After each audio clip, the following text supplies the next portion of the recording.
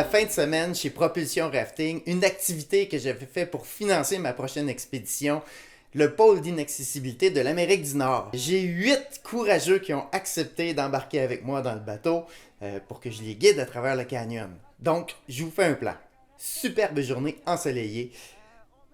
Mais c'est le printemps, l'eau est très froide, est à 6 degrés Celsius.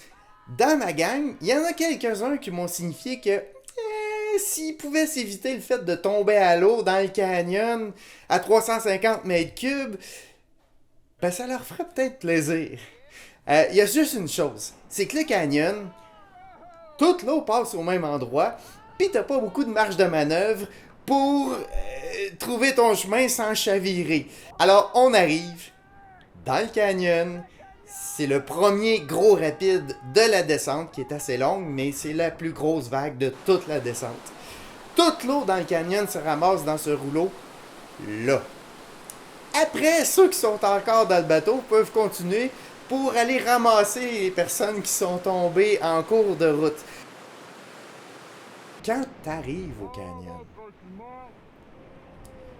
tranquillement les falaises se dressent devant toi.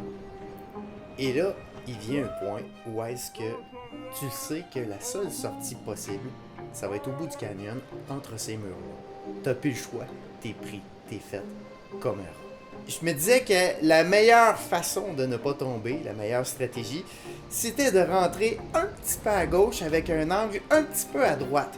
Parce que toutes les rafles, ils chavirent en fait. En se faisant pousser du côté gauche, tout le monde tombe du côté gauche. Donc je me disais avec un petit angle à droite, ça allait nous permettre de passer.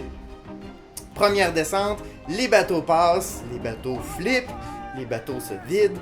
Nous on arrive, on rentre dans le canyon et là... Boum!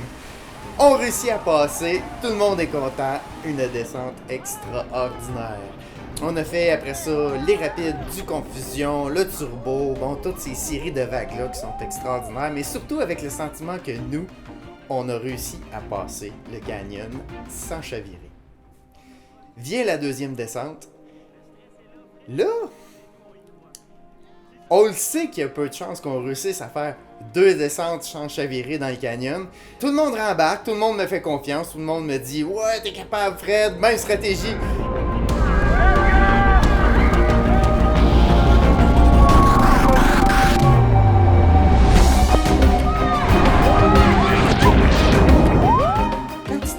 Ces photos qui ont une très grande résolution, tu peux voir que aucun du groupe semblait vraiment sûr de son affaire. En fait, on ne peut pas cacher qu'on a vécu une très grande émotion, tous, chacun de nous.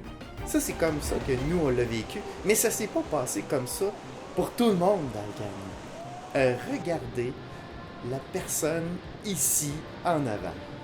Ça, c'était sa première descente. Regardez la même personne, tu vas te reconnaître, tu mettras ton nom dans la description.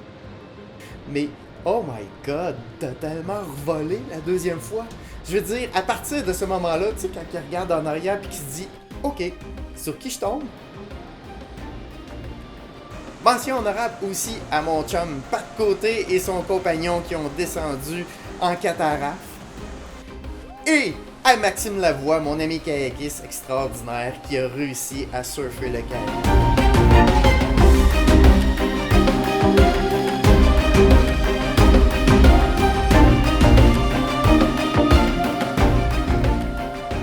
Journée extraordinaire avec une gang extraordinaire. Si vous aimez ce que vous voyez sur ma chaîne, abonnez-vous, activez les notifications, donnez-moi un j'aime et on se revoit pour une prochaine aventure très bientôt.